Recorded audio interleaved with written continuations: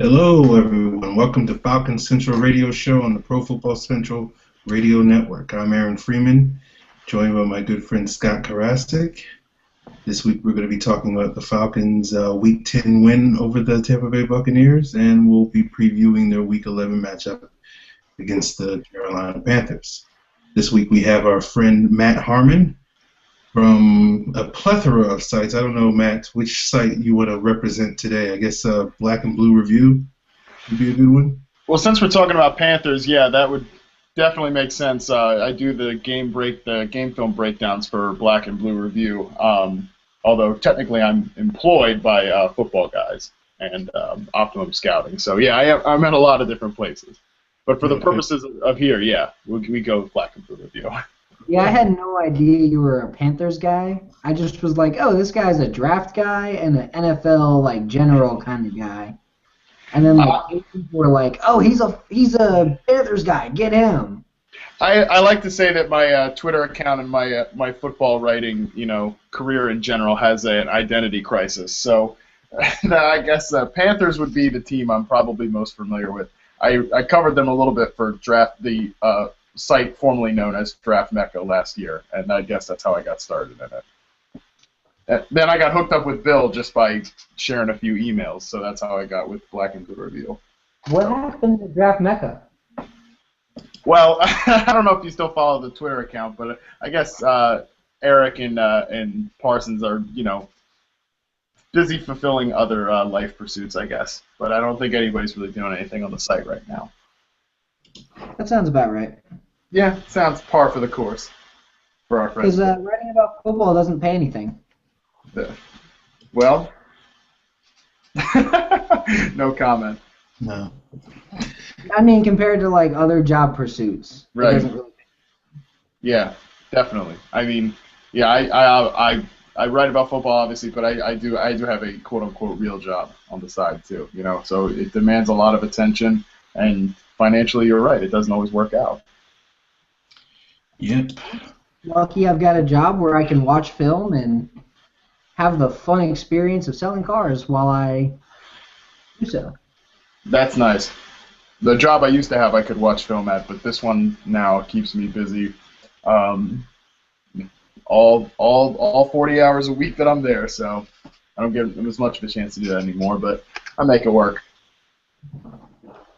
Yeah, mine's not a 40-hour job. It's more like a 60-hour job. But on the bright side, college football is played in the showroom, so. Oh, see, that's nice. Yeah, it's one of the perks about living in the South. Yeah, I bet. We wouldn't have any customers if we didn't show college football during Saturdays. I believe that. Okay, Scott, let's talk about this Bucs game. We've been trying to keep it positive on this show the last couple of weeks when we haven't been given a lot of reason to be positive. And this week we got plenty of reason to be positive because the Falcons actually won a game. So. I mean, yeah, and Croy Bierman looked like an actual football player. I was watching the film like more in depth today, just focusing on him and Osi, and I was like, why couldn't we get these two guys for the first 8 games? Absolutely, yeah. Like, honestly, if Croy and Osi played like they did against the Bucs this past week, every single game of the season, Atlanta would probably be 7-2. Not even gonna lie. And if the offensive line played like it did this past week, Atlanta would definitely be 7-2. Because those 4 losses, or 4 of the 5 losses on that streak, were all fourth quarter collapses. And I hate to say it, but if you've got a fourth quarter collapse, it's not because your talent sucks, Aaron. It's because you have coaching that doesn't know what the hell that they're doing. And I guess playing Gabe Carimi when you should be playing Lamar Holmes playing Gabe Carimi when you should be playing Ryan Schrader kind of says that the coaching didn't really know what the hell they were doing in that situation. Because Schrader's a way better athlete, way better feet, stronger at the point of attack, quicker off the ball, seems to understand the offense just fine. I'd rather have Gabe Carimi out there any day of the week. I trust him to cover the right side. I don't trust Gabe. I trust Ryan Schrader to cover the right side, not Gabe Carimi. Just awful choice there to go with Schrader over Carimi. Awful choice. Okay.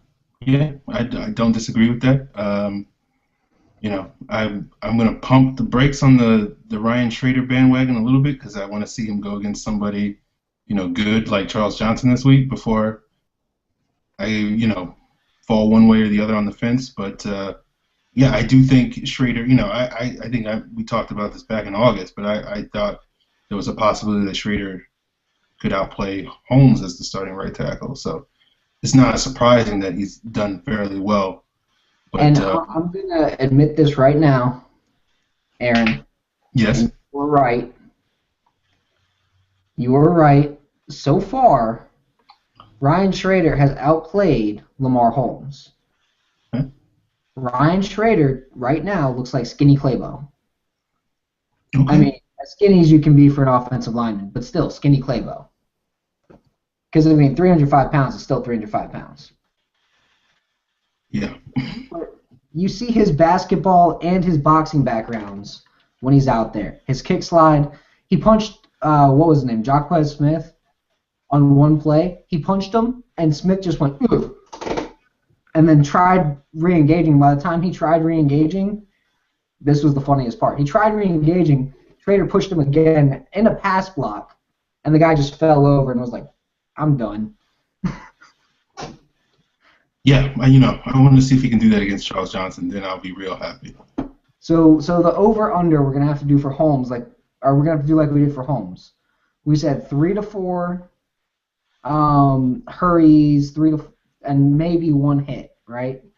Against Cam Jordan. That was the over/under. Yeah. What's the over/under for Charles Johnson? 3 hurries?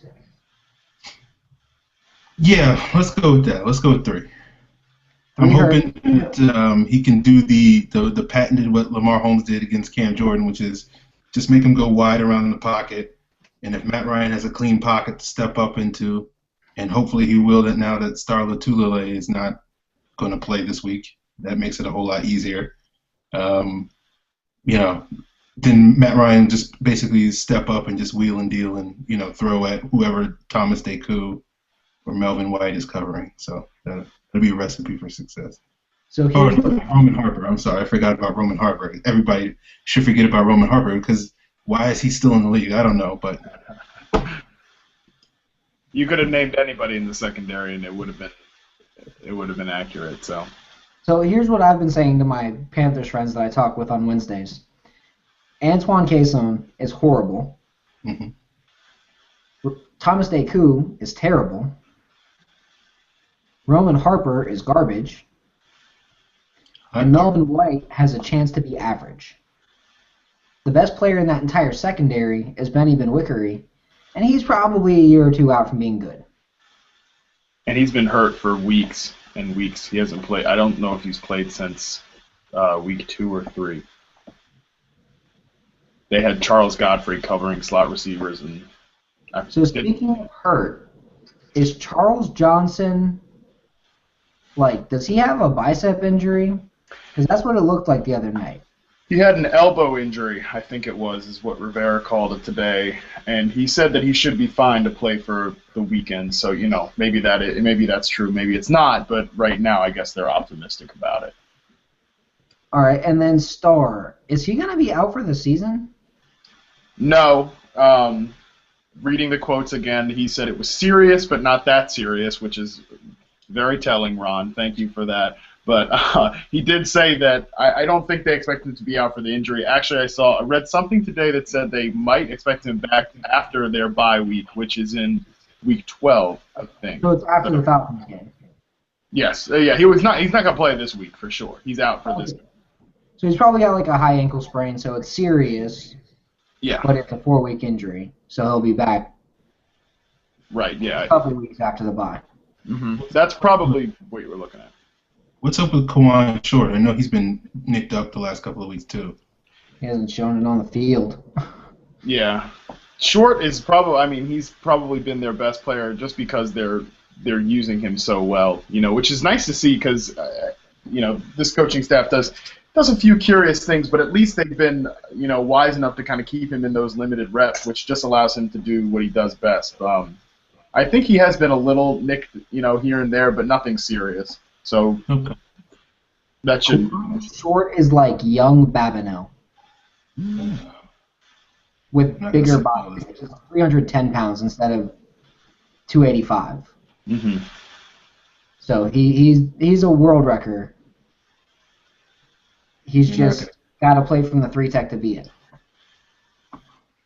Yeah, no doubt. We don't face any good defensive linemen, Like, can we play the Falcons' defensive line every week? Oh, we do that in practice, I guess. Yeah, and that's probably why they're not great. No. Well, I mean, we do get to play the Cardinals in a week. Calais Campbell. Oh, yeah. In 2 weeks. And then we get the Browns in a week. All right, they're worse than the Falcons. So is the Cardinals are worse than the Falcons at lineman-ish. And then the rest of the schedule, Then again, this Pro Football Focus resource also says the Bears are worse than the Falcons, and we all saw how that turned out. Well, I'll tell you what, the Carolina line, the defensive line will not be good if they don't have Starr, because he's really been kind of the linchpin of the whole operation this year from the games, from watching all of the games. And Charles Johnson really hasn't been the same player without Greg Hardy on the other side of the line, and the replacements for him have been really poor. Wes Horton, who I actually thought I looked halfway decent in limited reps, preseason, stuff like that, he's been a really big disappointment. So they might have a nice game this weekend, but who knows, it might turn into a big black hole of awfulness right in when those two lines go together on both sides of the ball. Well, the thing is, the Falcons' offensive line isn't as bad as people have been saying that they are. Both guards are healthy, and they looked really good against the Buccaneers. Gerald McCoy didn't have a sack. Gerald McCoy, I don't even think had a hurry. Wow. Yeah, pretty much shut him down. And McCoy kept lining up off sides, which was a bit aggravating to see because you were like, come on, man, just let us play. Let's just see the damn game. How has Jake Matthews looked this year? Because I know a lot of people are saying he's been a disappointment, but do you guys see it differently? He's been injured. I don't see a disappointment by any means. He's been injured. Yeah. The problem was he played on a bad ankle for like 4 weeks, and basically, for lack of a better word, he was terrible for those 4 weeks because basically, like Jared Allen basically figured out halfway through that Bears game that he can't stand up to my bull rush, so I'm going to bull rush him every snap, and basically Jared Allen got to hurry every snap, and it was basically. He just couldn't do anything because of an ankle. But he looked a lot healthier against the Bucs. But then again, he wasn't really, he was facing Larry English. So, To be fair, that one bad play he had was a penalty. And that's why it was a bad play. Had he not been called for a hold on that play, he would have been fine. Yeah. And, I think the Wes Horton matchup should be a good one for him because I'm with you, Matt. I saw some flashes of Wes Horton in the preseason. I thought when he took Eric Fisher to school in one of those preseason games, I was like, okay, they're going to be pretty good. They got a pretty deep rotation, and then he basically fell off the earth after that point. Yeah, one of their games that I was at, I think I went to the Bucs game last year, and I remember he got some playing time because they were blowing the Bucs out last year, and just from being in the stands and having a good view of him, I was like, wow, he's really impressed me. I think he had 2 sacks, just late in the game. But, obviously it's a blowout, so who knows. But, yeah, no, it hasn't translated at all. Cody Ealy's had flashes, but he's not a consistent player at all at this point. So they don't really – and Addison is another guy who's been disappointing. See, all these guys were really good in limited reps, but, they're just being asked to play outside of what they are right now. And it's why the whole snap guy right now. That's not saying much. That's not what you need to be when you're needed to be a 15 to 20 snap, 12, 30 snap guy. Yeah. Like they are. Yeah. Exactly. I mean, these guys are decent role players, but they can't hold up on a per snap basis like this. So I don't know what to say about this. That's why the defense has been so poor, is because they were really predicated on strong play from these front four guys, and they're not getting it consistently outside of Starr. And then we talked about Short. He's a really great role player, but he is still not an every down player, which is fine. Like I'm not speaking poorly of him. I'm just saying it all contributes. Well, speaking of speaking poorly of, your offensive line. Oh my God. You want to talk about a dumpster fire? I'm just saying, I feel comfortable projecting, 4, 5 sacks against you guys, just because of how bad your offensive line has looked. Like, Nate Chandler has no business playing tackle in the NFL, and Byron Bell has no business playing left tackle in the NFL. Yeah. And then Nini Silatolu has no business being in the NFL as a starter right now. That 2012 draft was just a dumpster fire of lack of talent. If you look at all the offensive linemen from that 12 draft, you got like Kelechi Osemele, and then you got everybody else. Mm. Of course the Ravens find the one polished turd. Yeah, right. Mm. No, I remember in the preseason I did an offensive line ranking, and I had Panthers fans coming at me for putting them at 32, because they said, well, we got Ryan Khalil, he's an all-pro center, doesn't that keep us out of the basement? I said, nah, it doesn't, because the rest of these guys are bad, and not only are they bad, they're not even healthy. Bell has missed games, Trey Turner has missed games. They haven't. If your linemen are average, then an all-pro center's good. Right. But it doesn't matter when they're not. These guys aren't starting caliber. Some of them, like you said, shouldn't even be on a roster, primary backup types. I don't know what to say. They've got no chance. Cam has no chance back there, and I really think it's getting. It looks like it's getting to him. Not to get off track from the line, but it's had a cumulative effect to everybody on the offense. This is just there's 4 guys out there. There's Khalil, there's Olsen, there's Newton, and there's Benjamin, and the rest of these guys, they don't even. There's nothing there, and it all starts with the line, like you said. These tackles have. It's abysmal. I don't really know.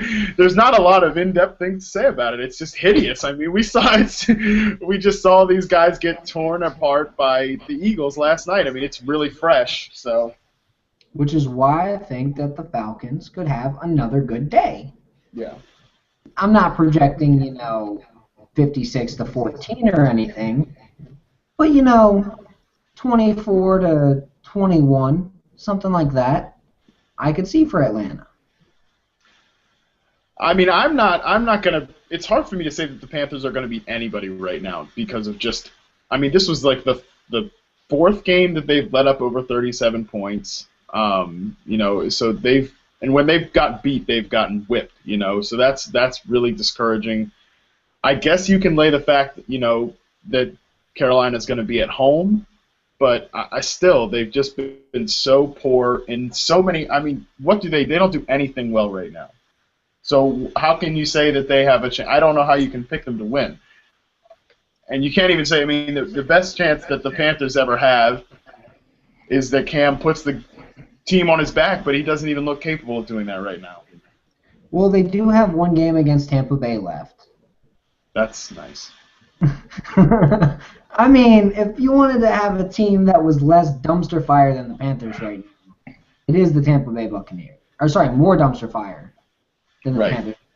It's the Tampa Bay Buccaneers. Yeah, no, I still think they will win a few more games. I'm not saying they're going to lose out or anything. It's just hard for me to sit here and project them to win a game when I mean, how do these guys on the outside even stand a chance to cover Jones, White? I mean, I know White hasn't played as well as he has in the past, but nevertheless, I mean, these guys don't stand a chance. I mean, White is still on pace for like 900 yards, though. No, yeah. I'm not saying he's a poor player. I'm just saying, from the standards that they have set, which are incredible, Yeah. I mean, he may not be 80 catches, 1150 yards, 7 touchdowns like he was every year from, '07 to 2012, but he's still going to get like 900 yards, 6 or 7 touchdowns, probably 70 catches, because he's the number 2 now. And he seems to be perfectly fine with being the number 2. He seems to have no issue, because Julio's like right there at 1,000 already. The question is, does Julio go over 1,000 yards this week? He's How many does he? 147 yards away. Oh, well, there's always a chance. So I'm not going too far on a limb. I am saying that he's going to, potentially have his best game of the season. Or, sorry, second best game of the season, because he did play Deshaun Goldstein in Week 3. Gosh, what signing that was. I guess, since I do fantasy stuff, since I do fantasy stuff too, I guess people complain about Jones because, he hasn't scored, touchdowns on a consistent basis, but I feel pretty confident he's going to score at least once, probably twice this week, Like I said, Thomas Deku has been terrible. Well, see, and this was the funny part about the secondary was that I thought that, if their pass rush was playing like it was last season, I didn't think there was going to be a big drop-off to guys like from what they had last year. I didn't think there would be a big drop-off, but because the front seven's been so bad, these guys have not.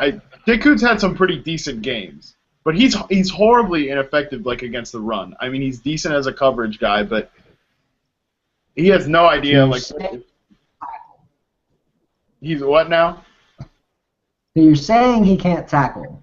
No, he cannot. He cannot tackle. I shot a few horrible ankles, right? Yeah, no, right. This is a perfect. Sorry. This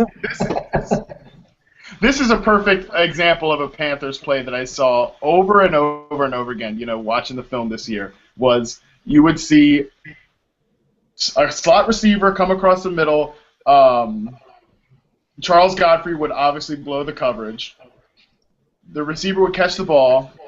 You'd see Roman Harper come down and take some clueless angle and miss the tackle. And then you'd see Deku come and pitter-patter up to him and get there late. I mean, it was I don't know how many times I saw that exact thing happen over and over again. He kind of just does this thing where he flops his arms. It's weird. I don't know how to explain it. Oh, we know. We know. I know. I'm sure I'm not breaking any news to you guys. No, that's why we're excited about this week, because we know Julio is going to break at least 2 Thomas Deku tackles. Oh, you're being conservative, Scott. 2. I feel like there's got to be more than that. Well, I'm being conservative because I don't know if Thomas Deku's going to hit him that many times. Good point. He's got to actually come close to hitting him before. I know Julio's going to break the tackle. I just don't know if Thomas Deku's going to be in position to make the tackle, how horrible his angles are. Yeah. It's odd that I mean, I don't know if you guys know anything about his effort in Atlanta, but sometimes there's been a lot of lacking effort in Carolina this year from players in the secondary. So the news isn't exactly. I mean, we're not exactly getting anything different. I'll put it that way. Yeah. This is Thomas Deku. He is what he is. I defended him a lot in Atlanta, and now I'm glad that I did, because I feel like I have the right to rip him even harder now that he's on a different team. I was like, yeah, he'd be fine if the Falcons had a pass rush, but they didn't, so he needed to be better. Well, I mean, I'm sure he would be better in Carolina if they had a pass rush, but they don't have a consistent pass rush. Like I said, He went to the pass rush in 2012. He went to the yeah, Bowl. right. And yeah, I think he could play a role, but as things stand with the setup of their defense right now, he's a liability. And a lot of those guys are liabilities. Harper, I mean, oh my gosh, that's a whole other thing. Well, the thing I thought was he was doing all right early in the season because Carolina was basically only asking him to play zone. And then basically Philadelphia just was like, oh, we'll just make him play man coverage and we'll just attack where he is and expose the fact that he can't play man coverage. And, of course, with Harper, he can't do anything except for, occasionally lay out somebody.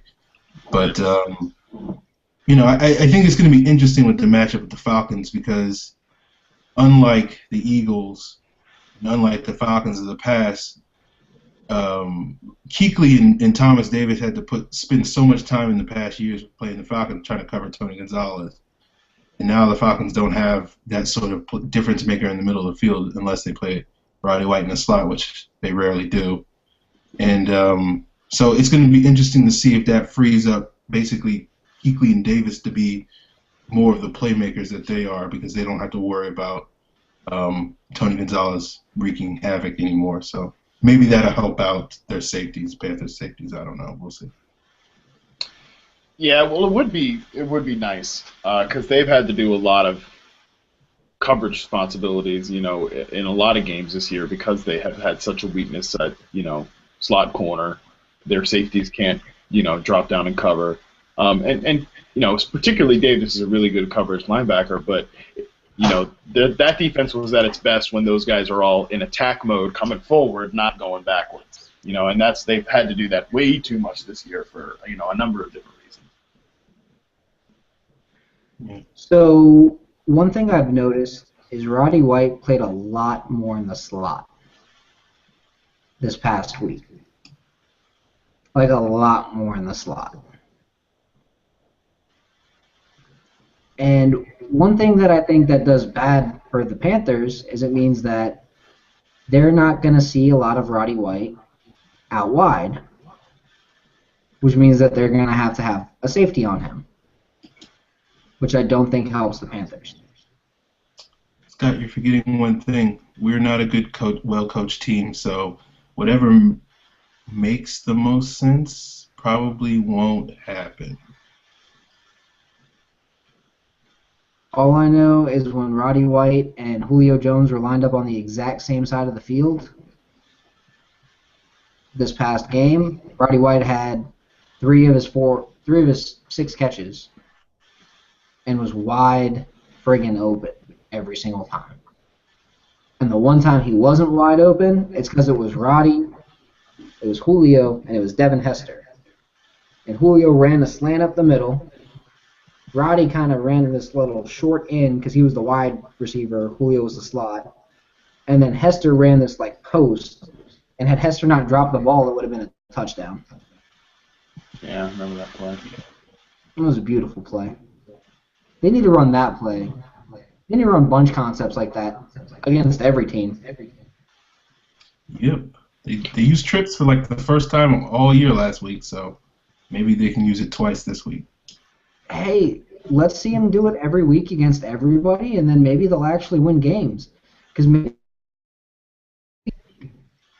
well, it's probably going to keep being the issue if they're figuring out things that they should have done in week 2, week 10, wherever we're at now. They did want to play Massaquoi more, but they were like, you know what? He's hurt.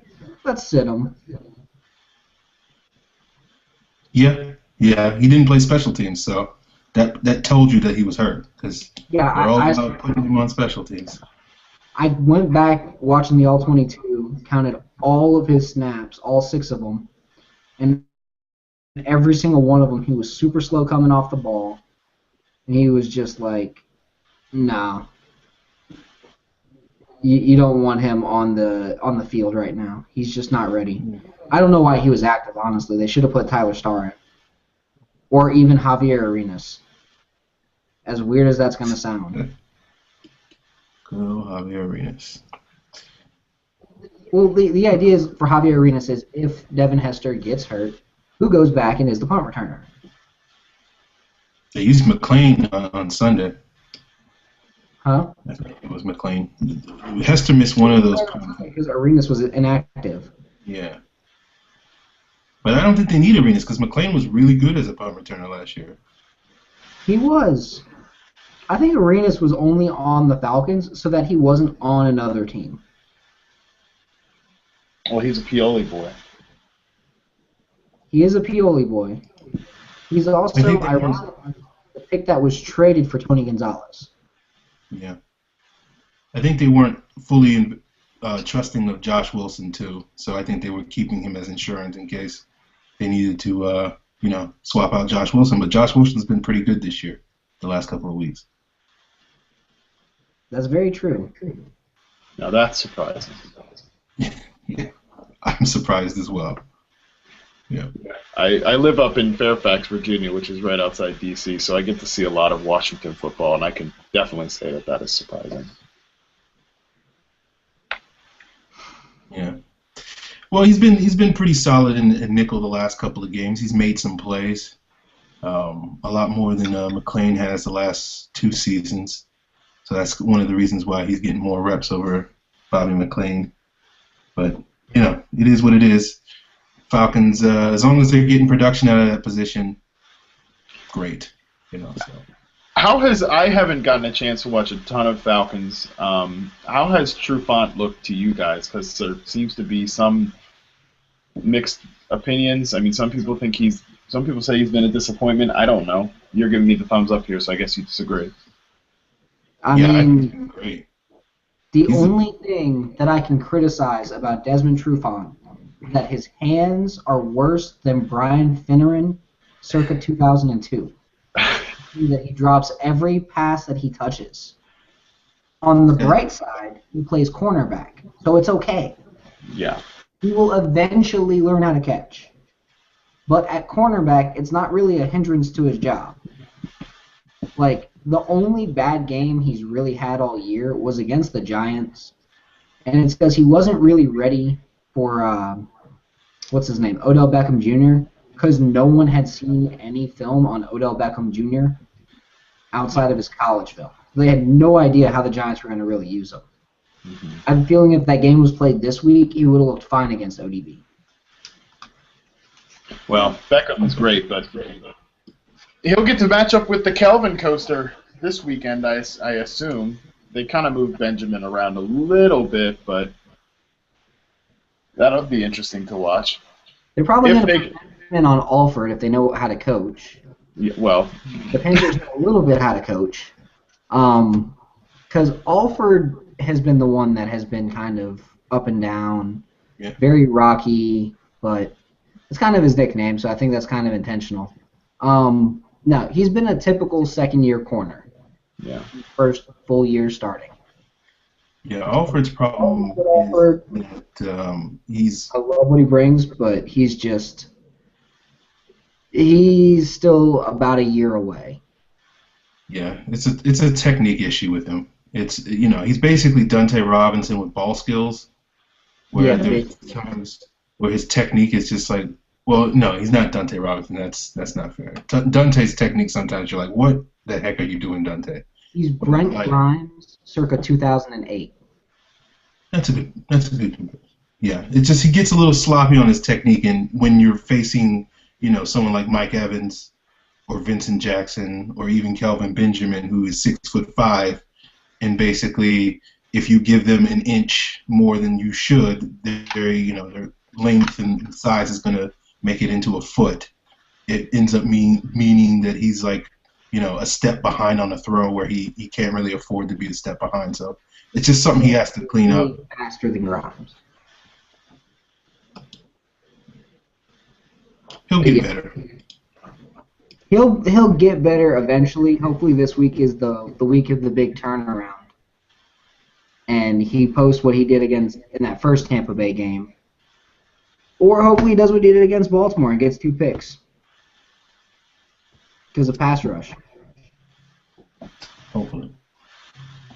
Well, I mean, hey, if he's matched up with Benjamin,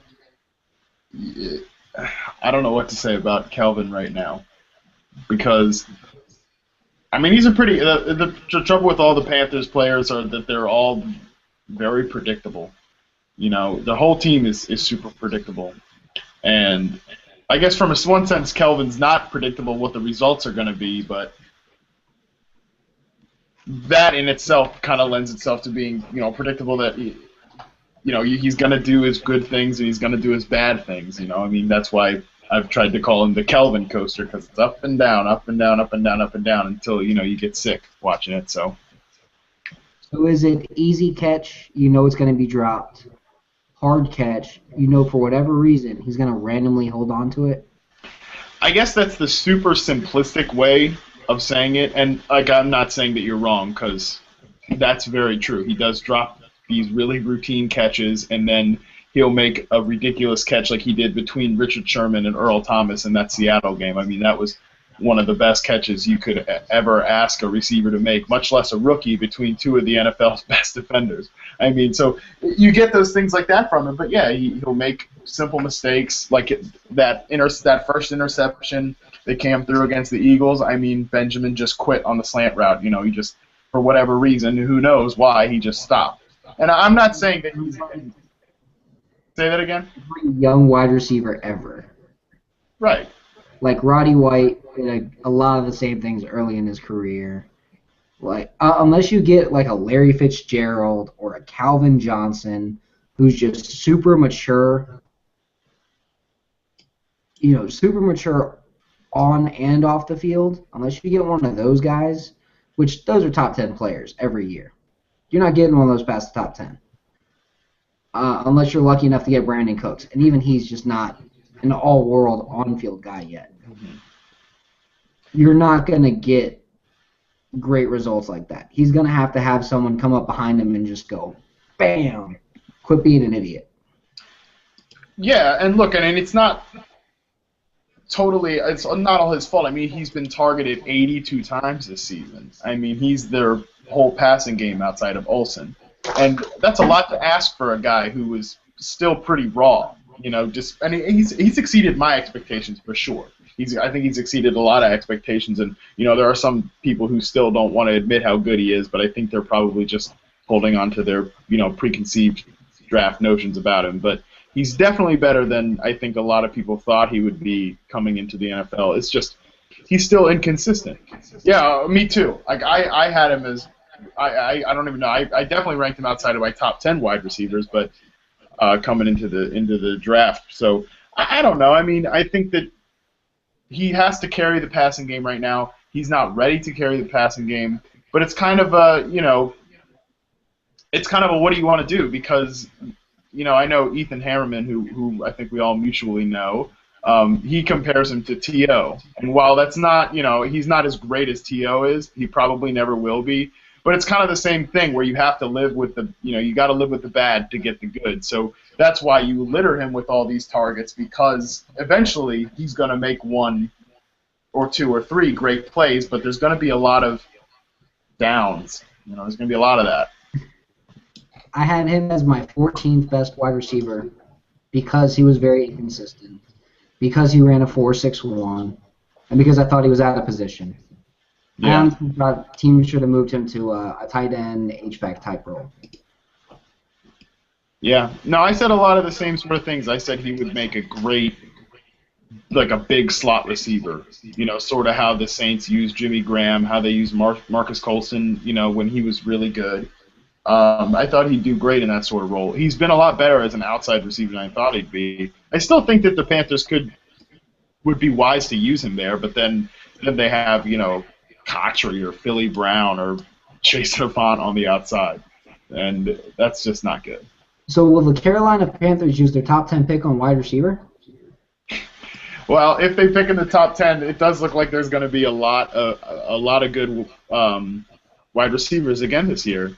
I would love to see somebody like Kevin White, sort of that kind of the anti-Benjamin in a lot of ways, a guy who's big, but has a lot of really refined parts to his game. That would be awesome to see somebody like that. And I said this last night.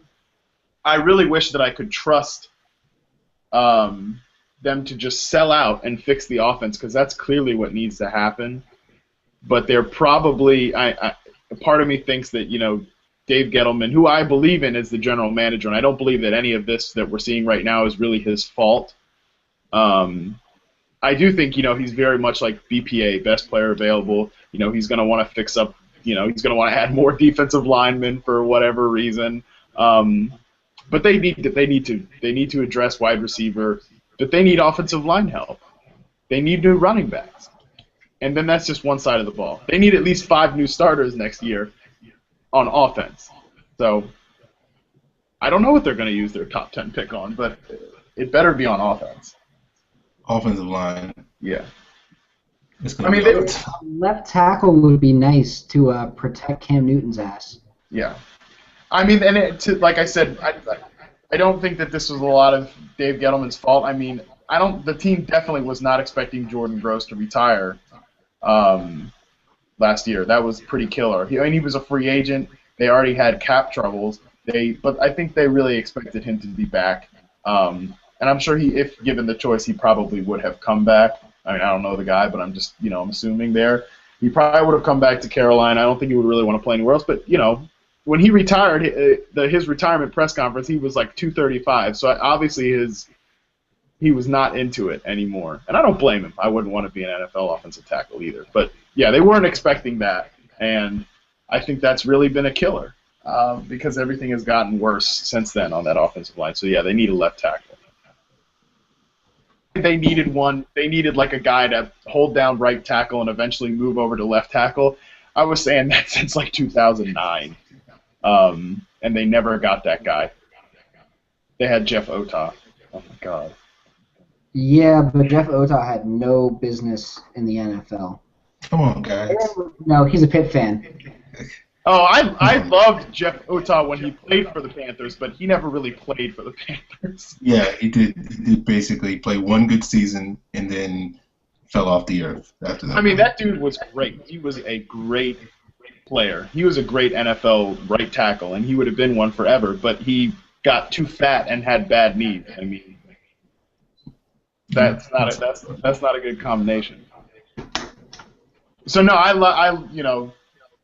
love Jeff Otah for what he was, but it was like for 15 games one season.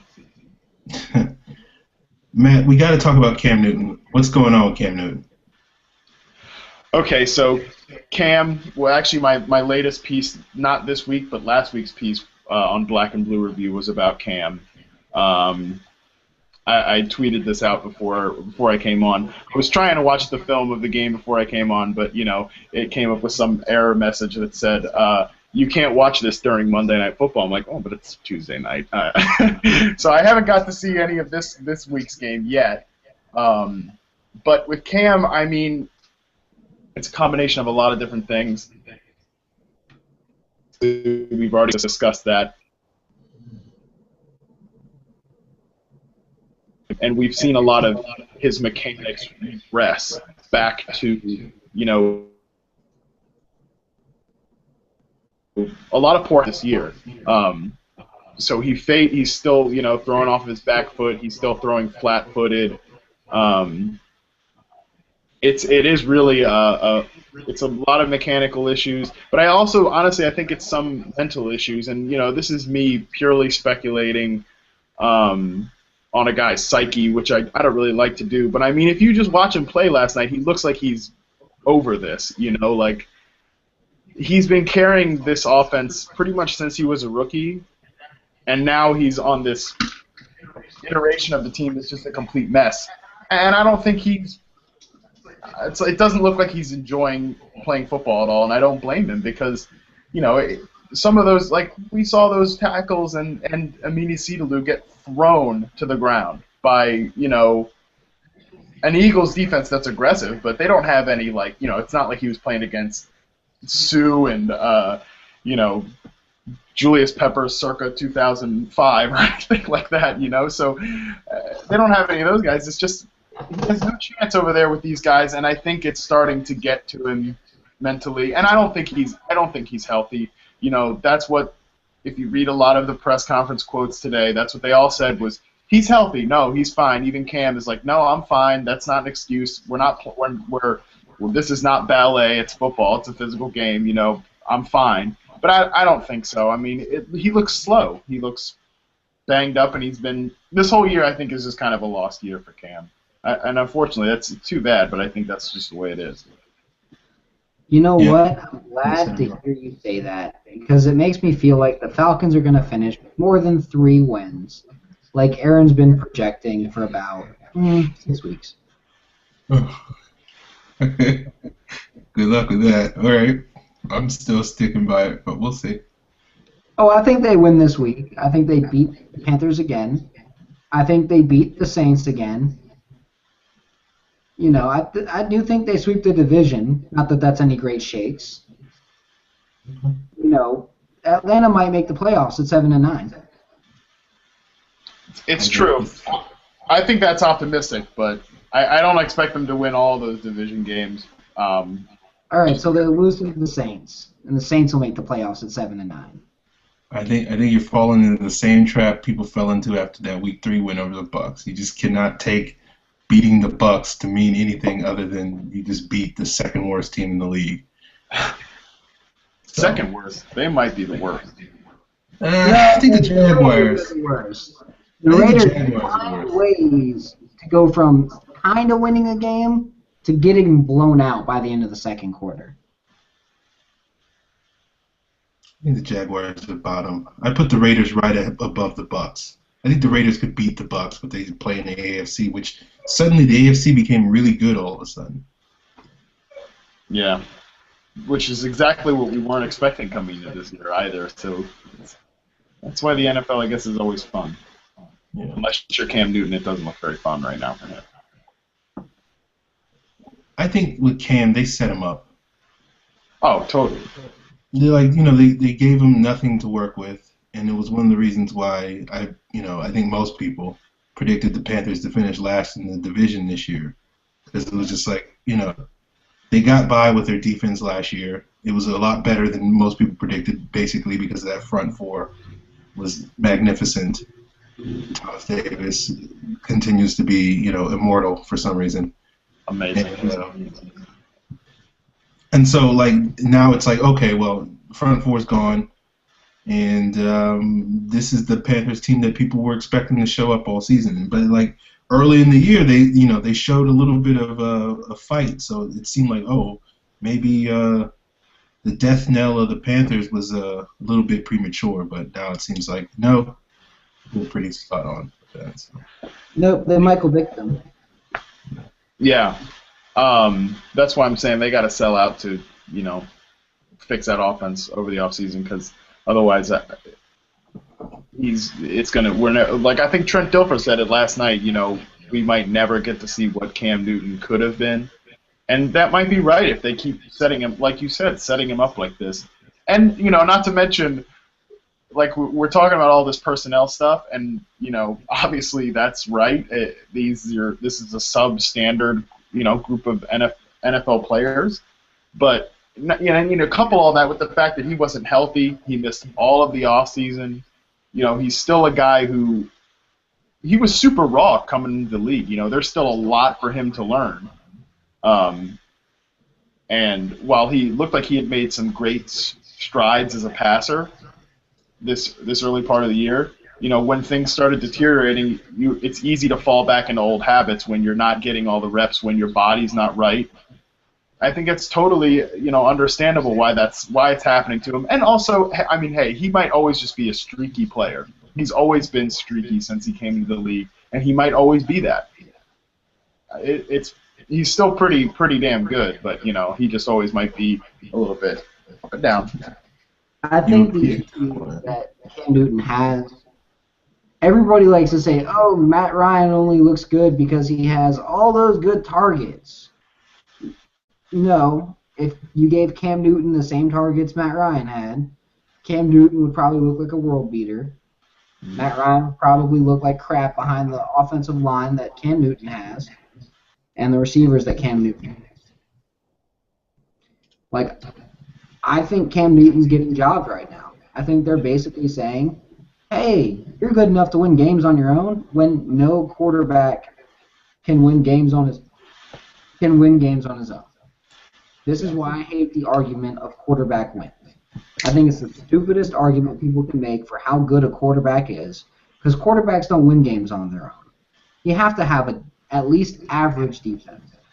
You have to have at least average targets and at least 3 or 4 of them.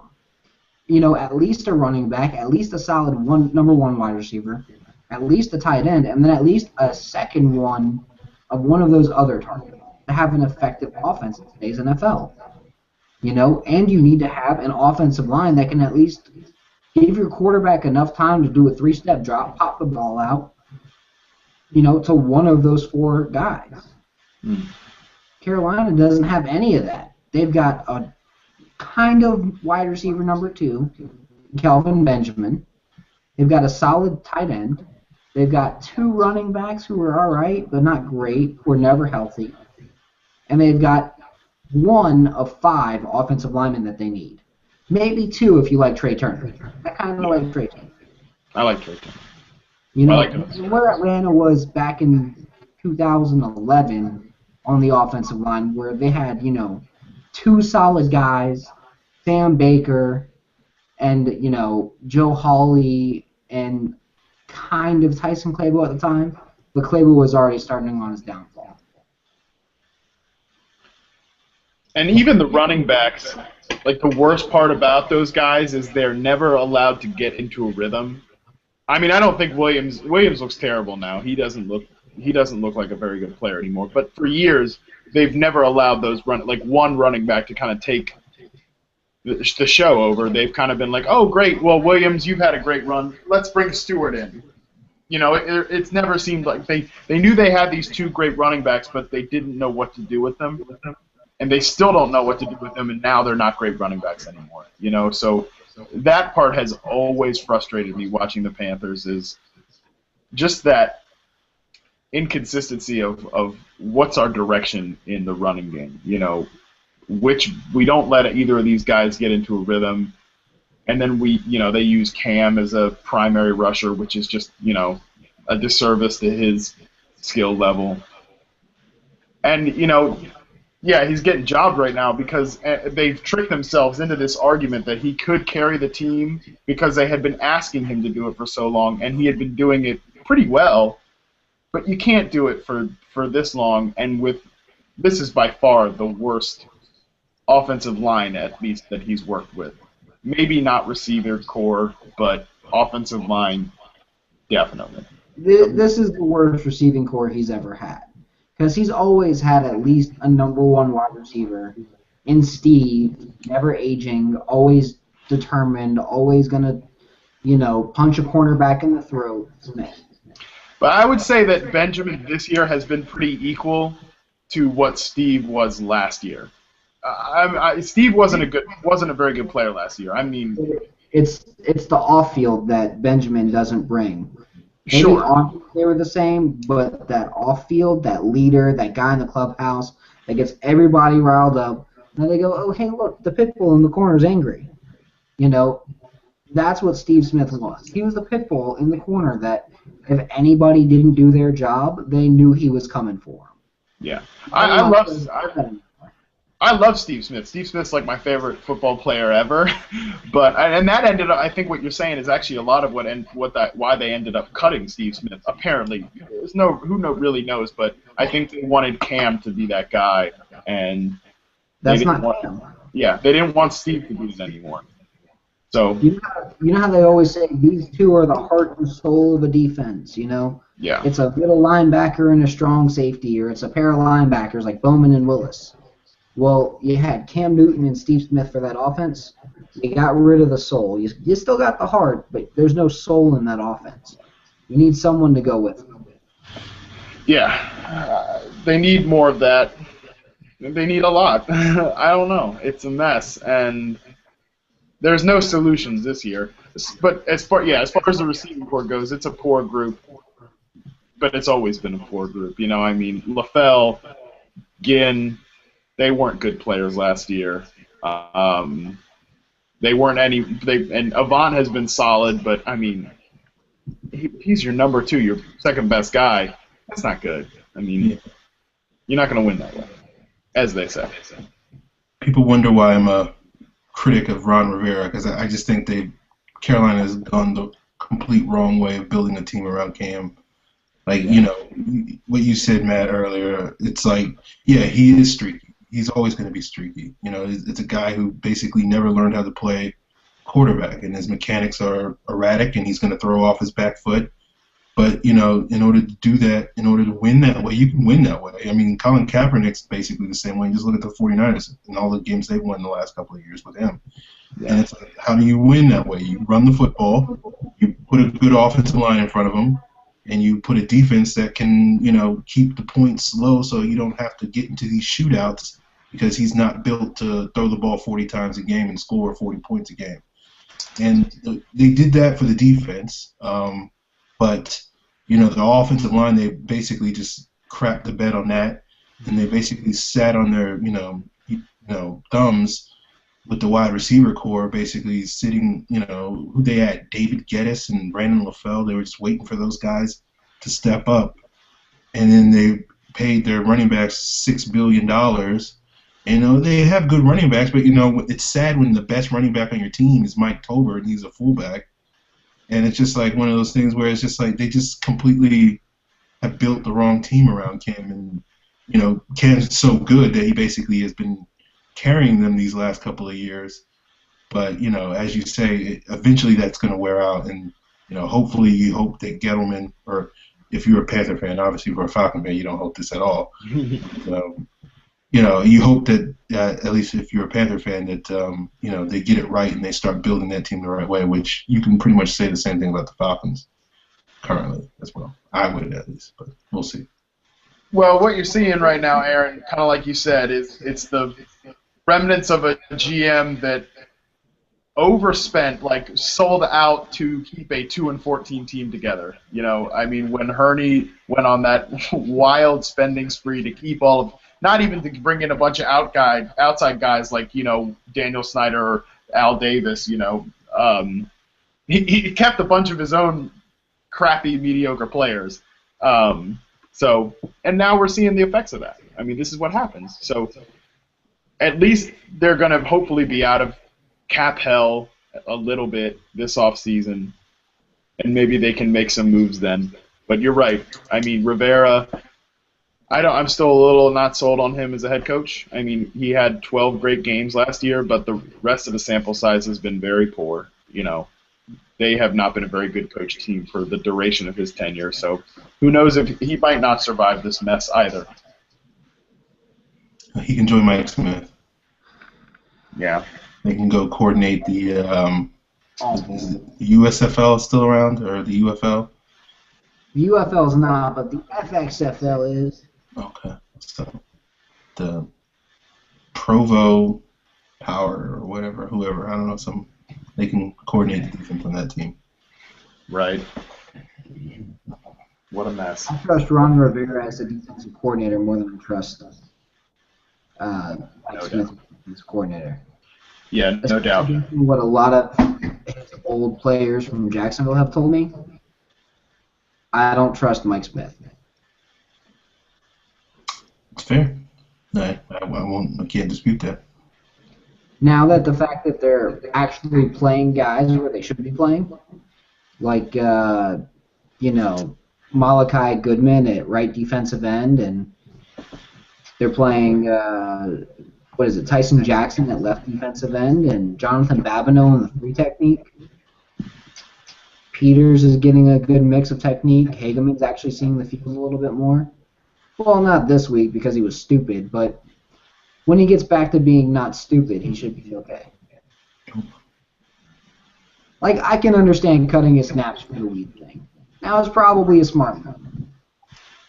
Yeah. That's like, in the right if he was cut a guy's snaps for putting something stupid like that, I'd personally be like, you're inactive this week because you're an idiot. I'm going to bring in Cliff Matthews for a week. Sorry. Because you're a friggin' idiot. Yep. Scott, we got a mailbag question while we were talking. You want to get into that? Oh, sure. Andrew Schuweiler says, you all said in the beginning of the show that you watch all 22 and game film. What are some things you guys watch or look for when watching the film? Also, Scott, Aaron, and we'll include Matt on this one. Who are your top free agents for the Falcons? God, I don't even know who's going to be a free agent next offseason. I haven't really looked at free agents next offseason outside of like a couple different intriguing situations. The first is Justin Houston.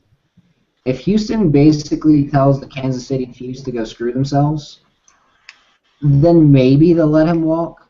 But 99% of my thoughts are that he's going to be franchised. Outside of him, Julius Thomas, I could see him being available. Jordan Cameron, not so much. But Julius Thomas, what? I said I would imagine that there's no way he's getting out of KC. Justin Houston? Yeah. Oh, no, I don't think he's out of Kansas City at all. Now, Julius Thomas out of Denver is very unique because you got to think about what happens with Peyton Manning. I think if Manning's gone, they don't attempt to keep Thomas. I don't think that's super high on their priority list if Manning's gone. I think keeping Demaryius Thomas is probably a bigger thing because Demaryius has proven that he's a number one wide receiver. Julius, he's a great tight end, but how much of it is Peyton making his next tight end, and how much is it actually Julius Thomas? So I would love to see Julius Thomas here in Atlanta because Julio Jones is the number one wide receiver. He would not be the number one guy in the offense here either. I think Julio's better than Demaryius Thomas. I also think that Julius Thomas will do very well with a very similar quarterback in Matt Ryan. Because let's be honest here, Peyton Manning hasn't had a great arm since probably his 5th year in the league. He's had a very accurate arm, but he hasn't had the cannon that he had back at Tennessee since about his 5th year in the league. Drew Brees honestly doesn't have a cannon either. You know, a couple of these guys that are great on deep passes don't have cannons. I don't think Aaron Rodgers has a cannon. I think he can make a 60-yard throw if need be. I think Matt Ryan can make a 60-yard throw if need be. But you don't throw the ball in that range as an NFL quarterback. Maybe once a season are you going to attempt to pass 60 yards. Most of your passes are going to be in that 20 to 30-yard range at the most. And that's where I think Julius Thomas, that's where I think Matt Ryan, where a lot of these guys get really good accuracy is in that intermediate range, where Julius Thomas, where Julio Jones, where Roddy White all eat. Hell, Demaryius Thomas, that's where he eats. That 10-yard slants, that's his route all day. That's the route that made Tim Tebow look like a good quarterback. Hey, Demaryius, run that 5-yard slant we ran in practice. I know I can hit you right in stride. Okay. Touchdown. Like. Good Demaryius impression. What? I was saying it's a good Demaryius impression.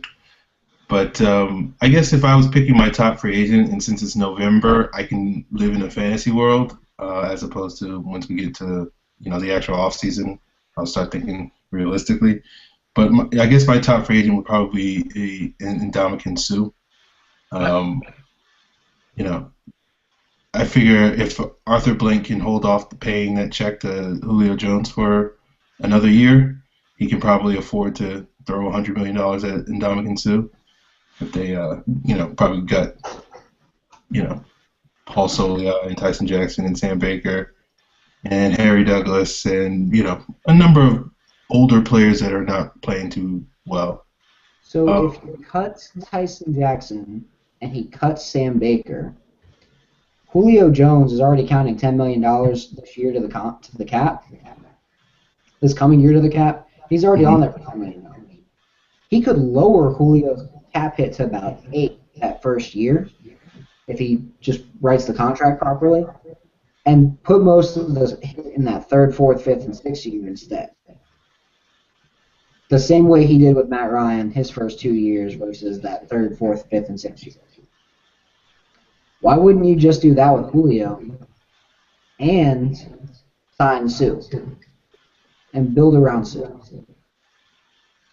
I mean, that works. I think the concern with basically giving Julio an extension is you don't want to give guaranteed money to a guy who has his injury history yet. You want to see him make it through this season healthy, and you want to see him make it through another season healthy before you pony up the $30 million guaranteed that a receiver of his market value is going to make.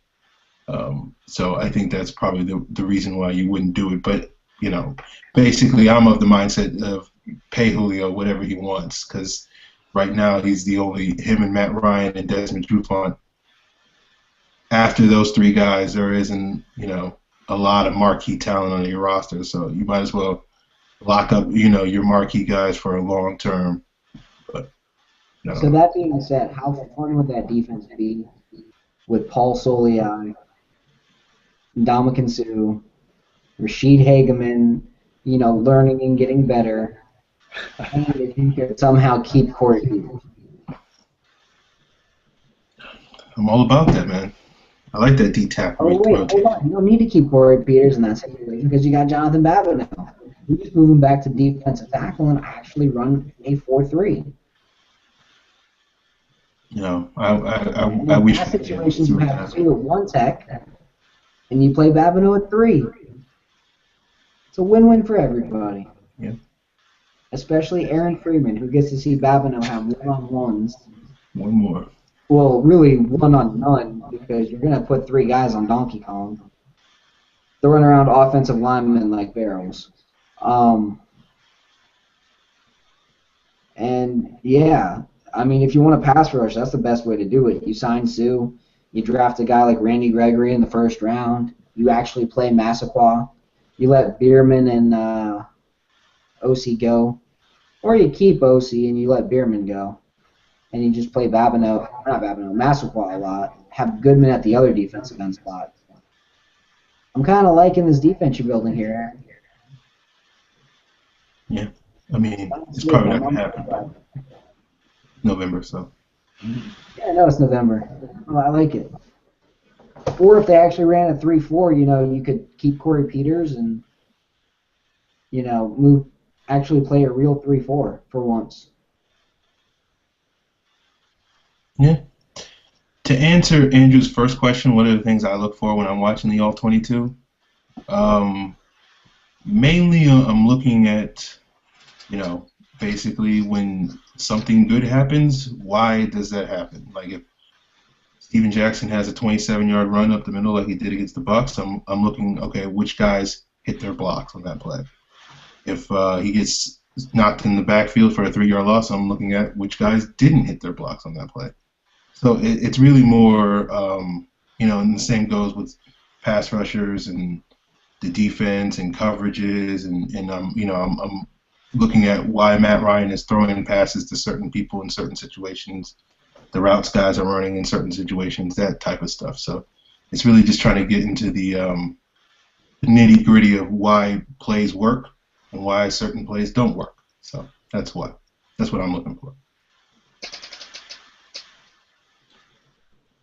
Well, I guess to jump in, one thing I look for, and this is kind of super general when I'm watching film, is I guess as opposed to watching broadcast view or watching a game live, when I'm watching film, I'm looking more for process over results. When you see, especially I track a lot of wide receivers. That's kind of my thing. My reception perception series. That's what I do a lot of. I chart more of what's going on as opposed to when you're watching a receiver. Perfect example. On a broadcast view, you see the pass leave the quarterback and arrive at the receiver. So you mostly just see the results. But I guess with film, you get to see the what happened, how did we get here, as opposed to just saying we ended up at target. Which roads did we take to get to target? And I guess that's that's what I like to look at when I'm watching film. Super general, but process over results, I guess. I'm a bit more technical than y'all are. I don't really look at process like play to play, because honestly, I feel like every play is an isolated incident. Yeah. What happened the previous play might have a little bit. Like if a pass rusher has been bull rushing, then counter moves. Yeah, that does work. That is something that you look for. But that's kind of in the back of my mind when I'm like, oh, hey, how is his counter move? Does he rip properly? Does he have the right stunt? Using his hands to engage? Is he just absorbing the block? That's more what I'm looking for.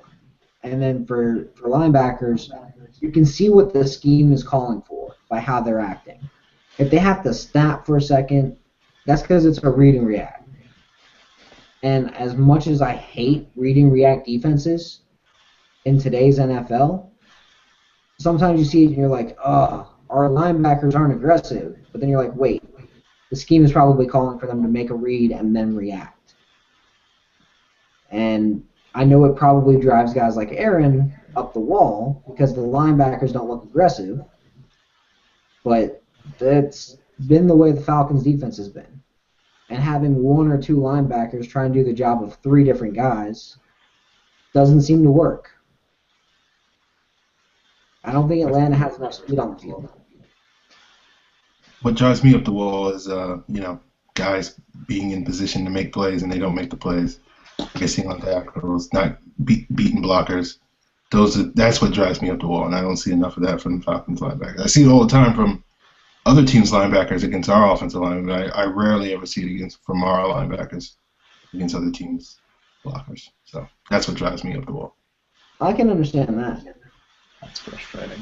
It also depends on what year the guy is, too. Because you have to understand, some of these guys are learning, and are they getting better at it from game to game is another thing you have to look at. Okay. R2 doesn't seem to be getting better at it. Warlow needs to work on his hand usage a lot more. I think some of these guys need to cross-train with different groups. As much as you hate the idea of as much as some guys hate the idea of cross-training, I like the idea of cross-training linebackers and defensive linemen if you're going to be seeing them take on blockers from the offensive line. Because you got to know how to take the guy's hands off of your pass without getting called for a penalty. You gotta. Just can't do it. I'm down with the linebackers playing a little bit with the safeties in practice. If it's, hey, this is the proper way to cover a tight end. I'm down with the defensive ends playing with the outside linebackers, working back and forth and going, oh, hey, well, if I'm going to be dropping into coverage like an idiot sometimes, I might as well not look like an idiot. If they want me to drop back in coverage, then sure. But it's ridiculous.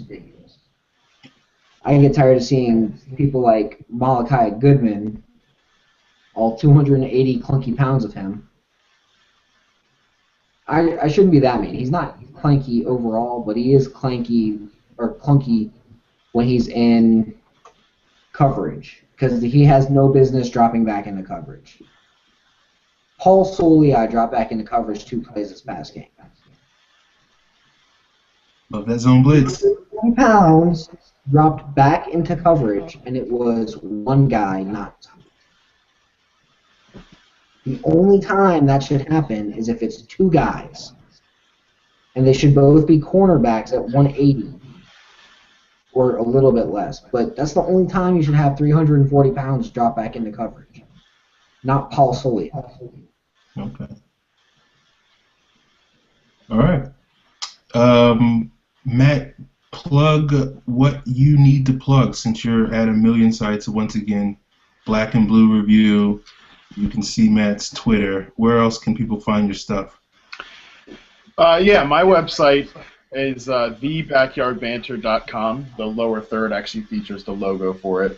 There's nothing really going on there these days, but a lot of my old theoretical work you can find there. I have a quarterback typology there. That's kind of the beginnings of reception perception can be found there. But that series is now running over on footballguys.com, at least for right now. And then I got big plans for that in the offseason, so definitely stay tuned if you like wide receivers. There's going to be a lot of, I think, halfway decent information that I'll have to share about that. And yeah, Panthers stuff you can find. I do a breaking down film-based article every week there. I'll have one up at some point this week whenever Game Rewind wants to realize it's not Monday Night Football right now. I said today I don't like to complain much about anything, but much less Game Rewind because it's very popular to complain about it. But I don't like to complain, but I did find that one pretty funny when I tried to log on and watch it. But so I do that, and then every once in a while I'll drop an article about what I'm doing for the Mountain West Conference. That's my conference. I'm scouting for Optimum Scouting. That'll be more in the off season when I have some more in-depth stuff out about that. And I host a few fantasy football shows every now and again. If you follow me on Twitter, you can find them there. So I'm doing a lot, lots of stuff going on. Yep. We appreciate you coming on and sharing your insights with us. It was a good talk. It was nice to hear somebody else agree with me about the whole Cam Newton situation because pretty much everything you said about him, I'm with you 100% on that. But yeah. It's just because we don't talk about Cam Newton, Aaron.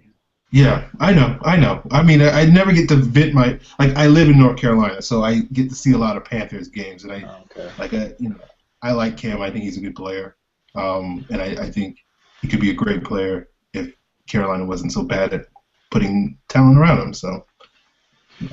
Well, we hope that changes, and I hope we see less and less tweets of, well, Cam is going to walk into that office and walk out that door next year, because that's not going to happen. There's no way. So we'll just have to hope they fix it, but we'll see. It was good talking to you guys, too. I enjoyed it. We'll have to look forward to hopefully a halfway passable game between these two pretty bad teams this year. Okay. Well, people, they can find me on Twitter. I'm at FalcFans. You can find my stuff at FalcFans.com. Check out my review of the All 22. Posted it today. Scott's writing for Bleacher Report. He's at Scott Karasik.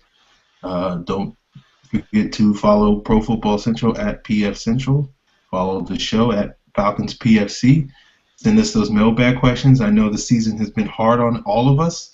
I know people have not been sending as many mailbag questions as they did at the beginning of the season.